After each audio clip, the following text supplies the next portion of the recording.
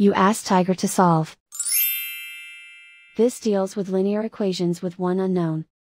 The final result is x equals 8. Let's solve it step by step. Swap sides. Isolate the x. Multiply both sides by 200. Group like terms. Multiply the coefficients. Simplify the fraction. Multiply the fractions. Find the greatest common factor of the numerator and denominator.